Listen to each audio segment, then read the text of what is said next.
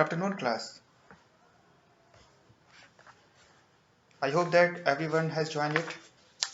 And today, as we are facing some issues with the network connectivity, so I am making this video for the students. Um, Now, I hope that whatever I have given the material to you earlier and you have read it, because if you have not read it earlier, you would not be able to understand the present class. So, first of all, I would uh, want that you should have your Bare Act and a copy with you. Only you will understand what I am going to say in this class. So, the first topic which we have to discuss is about the burden of proof. Before we discuss about the burden of proof of the Indian Evidence Act, first the main essential which we must know that when it came into enforcement. So, uh, the first question which we all should know that when was the date of enforcement of Indian Evidence Act, which is generally asked in the examinations. So it is September 1872. So just before we proceed in this class, I would like to give you a short brief introduction how our class will proceed. So the Indian Evidence Act, it basically talks about the evidence on what basis the conviction or acquittal of a person is takes place. So if you look at the first section, is section 1, that is short, talks about the short title, extent and commencement. So it says that this act may be called the Indian Evidence Act. So open your Bare Act and you can see, I'm reading from the Bare Act now. This act may be called the Indian Evidence Act. It extends to the whole of India except the state of Jammu and Kashmir and applies to all judicial proceedings in or before any court, including court martial, other than court martial convened under the Army Act, Naval Discipline Act, the Indian Navy Discipline Act, or the Air Force Act, but not to affidavits present to any office, court, or officer, not to proceeding before an arbitrator. So, what is important in this section 1? That it extends to the whole of India, including the Jammu and Kashmir. After the amendment of the Article 370 has been repealed, now all the laws of India operate in the state of Jammu and Kashmir. So what are the exceptions in which the Indian Evidence Act does not apply is two things. That is one that is on the affidavit and second is the arbitrator. So we can say that whatever the affidavit which is used in the court on that the Evidence Act is not applicable. And another is the arbitration proceedings. So in that thing, the Evidence Act is not applicable. So it is important. So three things we have learned that the data enforcement was 1st September 1872, and as Section 1 says that it does not apply to the arbitration proceedings and can to the affidavit. Now let us move to the section 3, which is important also, that is the interpretation clause.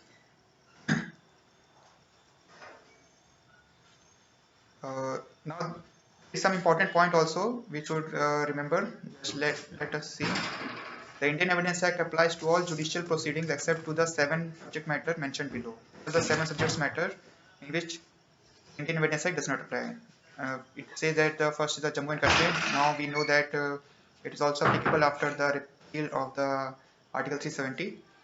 The second is the Army Act and the Naval Disciplinary Act, Indian Navy Discipline Act, Air Force Act, affidavits and proceeding before an arbitrator.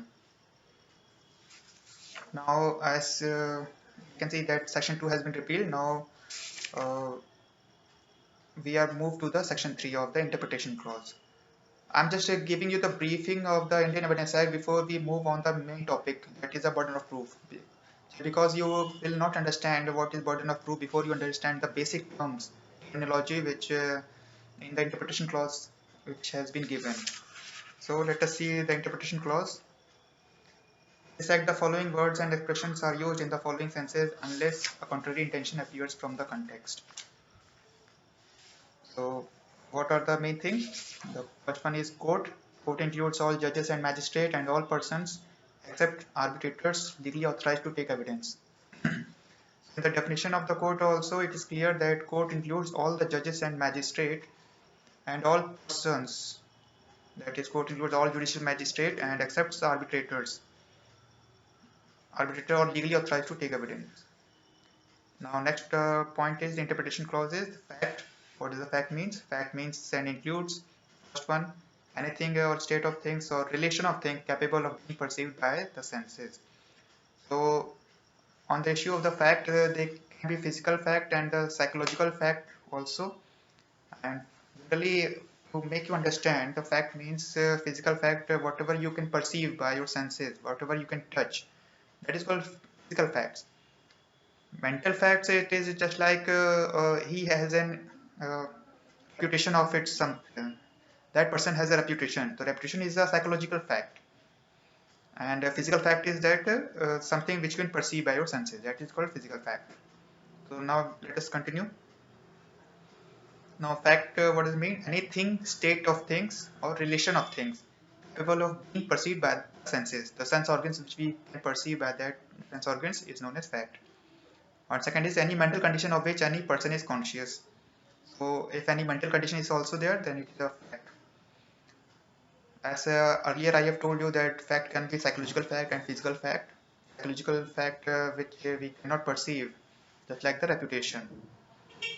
Now let us see this illustration. First one, that there are certain objects arranged in a certain order in a certain place. This is a fact. So it says that if a particular object is arranged in a particular fashion, then that is a fact. Second one, that a man heard or saw something is a fact. That is clear that if a man has saw or seen something, then it is a fact, whatever he has saw. Third one, that a man said certain words is a fact. That a man, whatever he said, that is also a fact. And one, that a man holds a certain opinion, has a certain intention, acts in good faith, or fraudulently, or uses a particular word in a particular sense, or is or was at a specified time conscious of a particular sensation is a fact. So we can say that earlier three illustrations which include belong to the first category, which that is a physical fact, which is perceived by the senses, and the last illustration, that is the D1, that is a psychological fact or mental condition, that is the example for the good faith. Again, we will see that a man holds a certain opinion, has a certain intention, acts in a good faith, like fraudulently, or uses a particular word in a particular sense, or is was at a time specified time conscious of a particular sensation is a fact. So before going to the detail of this topic, I am just giving you the brief introduction today in today's class only. Now let us move to the next point, that is the relevant. One fact is said to be relevant to another when the one is connected with the other in any of the ways referred to in the provisions of this act relating to the relevancy of fact. So if any fact is connected with any sections, then that is called relevant. So their relevancy and admissibility are two different things. Everything which is relevant might not be admissible also, because admissibility is decided by the court or judicial officers. So you must remember one thing, that there might be some things which might be relevant at a point of time, but that might not be admissible. So and admissibility is always decided by the judiciary. So now let us go again once to this topic, that relevant. One fact is said to be relevant to another when the one is connected with the other in any of the ways referred to in the provisions of this act relating to the relevancy of facts. If in the relevancy of the fact chapter, if any fact is connected with that thing, and we can say that it is a relevant fact. Now next thing, we move to the next topic, that is the fact in issue. The expression fact in issue means and includes any fact from which either by itself or in connection with other facts, the existence, non-existence, nature or extent of any right, liability or disability asserted or denied in any suit or proceeding necessarily follows. Explanation. Whenever under the provision of the law for the time being in force relating to civil procedure, any court records any issue of fact, the fact is to be asserted or denied in the answer to such issue is a fact in issue. It is important. What is a fact in issue in simple sentence or words? What does it mean? That fact in issue means anything which is in a dispute. One party and affirms and another party denies anything, then that becomes a fact in issue. In simple words. Now, in order to understand deeply, let us go once more through that point. Fact in issue. The expression fact in issue means and includes any fact from which either by itself or in connection with other facts. Either by itself fact in issue or in connection with other facts. Existence or non-existence. Yani if anything to prove of the existence of something or the absence of something. Nature or extent of any and the proof of that existence or non-existence would determine what the right, liability, and or disability. So, what is the fact in issue? That everything disputed between the parties and at the determination of which the right or liability or disability of a party depends, then that is called a fact in issue. Right or liability or disability asserted or denied in any suit or proceeding necessarily follows. It's called fact in issue. Now next is the explanation. Whenever under the provision of the law for the time being in force relating to civil procedure, any court records an issue of fact, the fact to be asserted or denied in the answer to such issue is a fact in issue.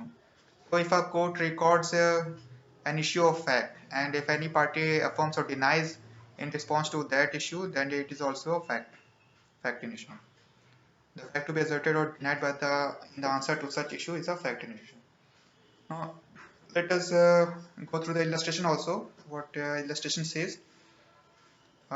Here, I'm just giving you the briefing. We will discuss this detail on this topic in the coming classes also. Only I'm giving you the brief introduction before we go to the next topic, main topic.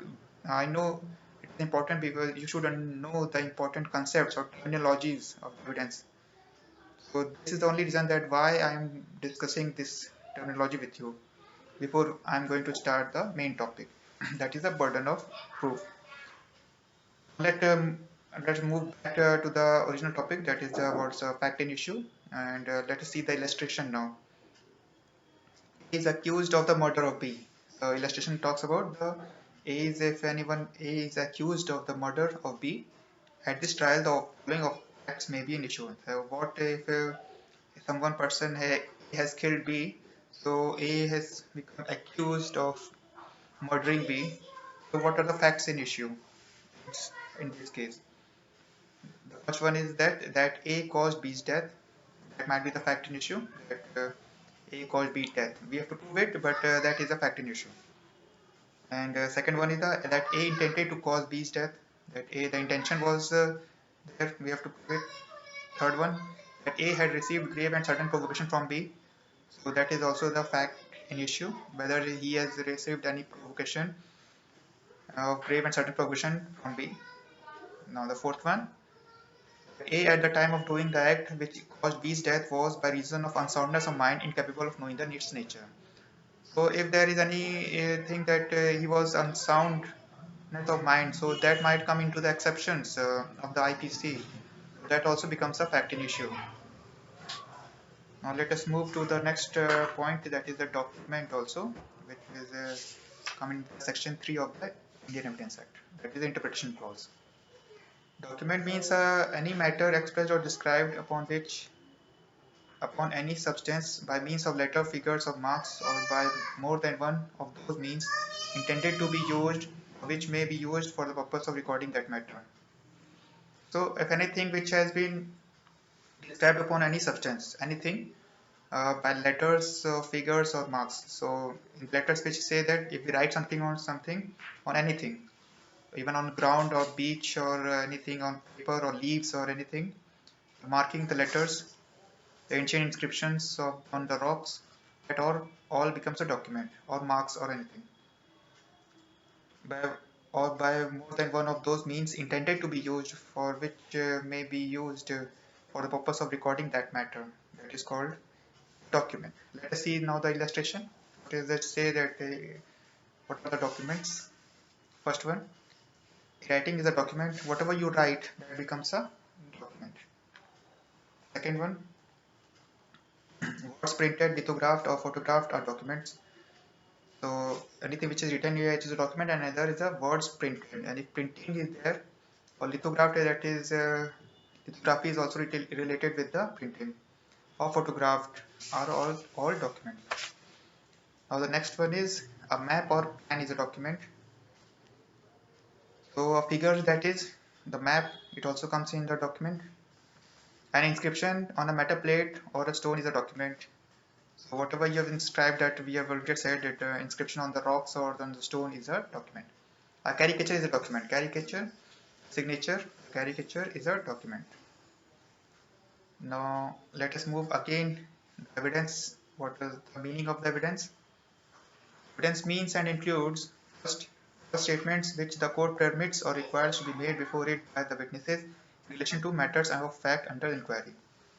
So evidence means if any, there are two types of evidence, primary and secondary, which we will discuss later. So if any witness is allowed to give statement before the court of law, then that is also comes under the definition of evidence. What does it say? First point, all statements which the court permits or requires to be made before or any witness in relation to a matter of fact under inquiry. If any witnesses come before the court and gives its point of view, then it also comes under the definition of evidence. The second point, and that is called the oral evidence. Such statements are called oral evidence. Oral evidence is the evidence given by the witnesses in the court. That is called oral evidence. Now the second one is the all documents including electronic records produced for the inspection of the court. So that is called the documentary evidence, and that is evidence also. So in this it is important that electronic records has been mentioned in clause 2 of section 3 of evidence. So it has been substituted by the Information Technology Act 2000, IT Act 2000. So there has been amendment has been made by IT Act 2000, in which the electronic records has been mentioned, and which says again all documents including electronic records produced for the inspection of the court. So electronic evidence, which we will discuss later, that what is the admissibility and relevancy of the electronic evidence. But now we must understand in summary that what is the meaning of the evidence is that there are two types of evidence, that is one is the oral evidence and another is the documentary evidence. Oral evidence is which is given by the witnesses for the court of law, that is called oral evidence. And anything which is documentary evidence which we produce before the court in the documents. And in documentary evidence there comes the primary and secondary evidences, and which we will discuss later. Now next point which comes here, it is proved. So let us discuss what is the meaning of the proved. Fact is said to be proved when, after considering the matters before it, the court either believes it to exist or considers its existence so probable that a prudent man ought, under the circumstances of the particular case, to act upon the supposition that it exists. So what are the how to say that something has been proved under the Evidence Act? It is based upon the reasonable man test. So if a reasonable man considers that it is probable under the circumstances that it exists, then the court will presume that it has been proved. So let us see again. A fact is said to be proved when, after considering the matters before it, the court either believes it to exist or considers its existence so probable that a prudent man ought, under the circumstances of the particular case, to act upon the supposition that it exists. So it is generally a reasonable man test.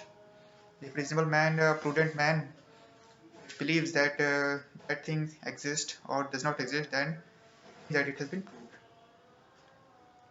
Now next one, disproved. A fact is said to be disproved when, after considering the matters before it, the court either believes that it does not exist or considers its non-existence so probable that a prudent man ought, under the circumstances of the particular case, to act upon the supposition that it does not exist. So the test is the same. of the reasonable man test or the prudent man test. If a reasonable man is a man of ordinary prudence, of general man, layman. So if he believes that something does not exist, then the court will, it is disproved. Now let us see it again. Fact is said to be disproved when, after considering the matters before it, the court either believes that it does not exist or considers its non-existence so probable that a prudent man ought, under the circumstances of the particular case, to act on upon the supposition that it does not exist. So in both the cases, the proved or disproved, there is the reasonable man test, a prudent man test, that a person who believes that if something exists, then it is proved, and if a reasonable man or prudent man believes that something does not exist, then it is disproved. Now next, that is not proved. A fact is said not to be proved when it is neither proved or not disproved. So not proved means that it is not either proved and not it is disproved. When it is, so it is not proved. So generally saying that if any fact may be proved or disproved, you have to prove it or you have to disprove it. But if you do not prove it, then it is made.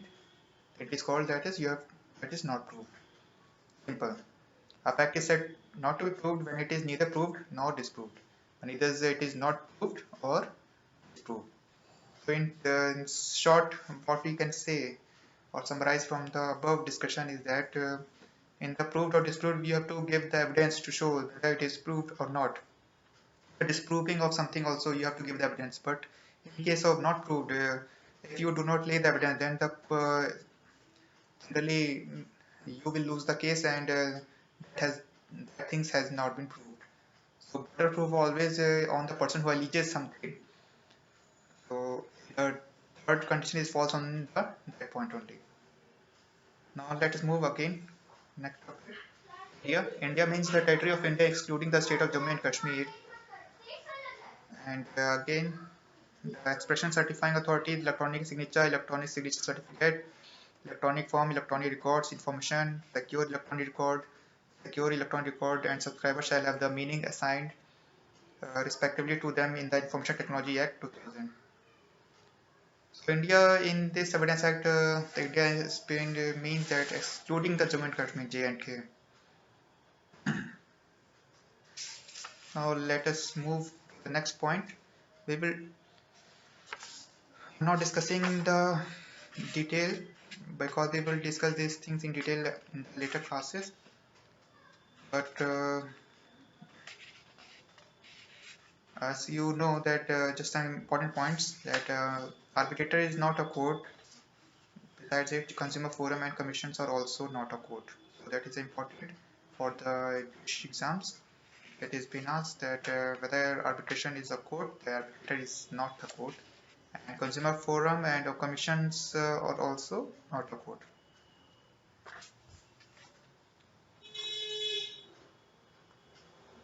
Now next, for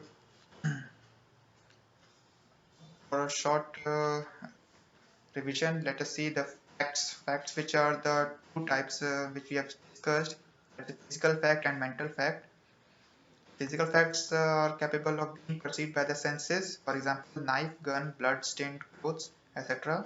On the other hand, mental facts are the facts which any person is conscious, but they cannot be made perceivable by the senses. For example, that who has murdered A of A is a fact, but that B was searching him insisted is a mental fact.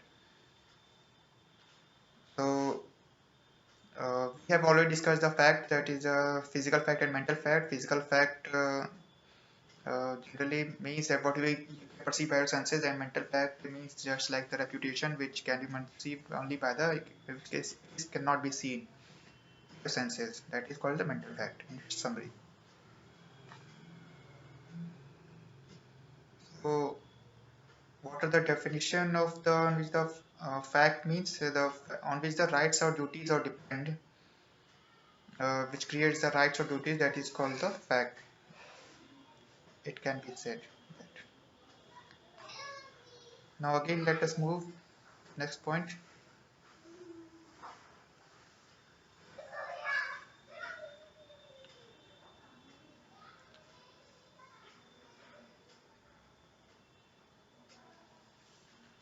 Document. So document, generally any matter written we have discussed, what are the documents which has been written or on anything, that is called a document.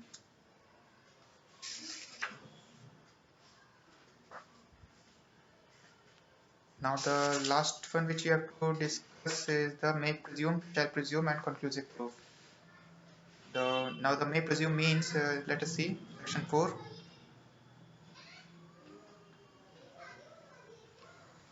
May presume, whenever it is provided by this act that court may presume a fact, it may either regard such fact as proved unless and until it is disproved, or may call for proof it. So if there thing may presume has been returned, then may presume or call any proof of it. Let's see it again. Whenever it is provided by this act that court may presume a fact, it may either regard such fact as proved unless and until it is disproved, or may call for proof of it. So the court might prove it or call may any evidence to disprove it. Second one, shall presume. Whenever it is directed by this act that the court shall presume a fact, it shall regard such fact as proved unless and until it is disproved. So shall presume means it is compulsorily proved. The court has to make the presumption that it is shall presume. So let us see it again. Whenever it is directed by this act that the court shall presume a fact, it shall regard such fact as proved unless and until it is proved. So evidence can be given in the case of shall prove also to disprove it. It may presume, court generally presume it that it exists or may call the evidence of it. In shall presume, generally court presumes it, and unless you disprove it, it is presumed by the court. Conclusive proof, what does it mean? When one fact is declared by this act to be conclusive proof of another, the court shall on proof of one fact regard the other fact as proved and shall not allow evidence to be given for the purpose of disproving it. So in case of conclusive proof, if it is shown that it is on the fact of one fact, on the proof of one fact, it is regarded that it is one thing is proved and it is written that it is conclusive proof, and the evidence would not be allowed to show that it show otherwise, that that thing does not exist. So we have to remember while reading the sections of the Indian Evidence Act. So let us summarize whatever we have read in the section 4, that may presume, shall presume, and conclusive proof. And may presume that is a discretion among in the court, that court may presume, and the court can also call for the record to bring the evidence before it. In case of shall presume, the court must presume it, and yes, the opposite party can bring the evidence to disprove it. In case of conclusive proof, if one thing is proved and it is said that it is conclusive proof, and the other opposite party cannot bring any evidence to disprove it, so that it is conclusively determined. Example we will see in later classes of about section 112 of the Indian Evidence Act, which talks about the marriage, birth of a child during the times of marriage. So we will discuss in the later classes, and if you have any doubt regarding this class, uh,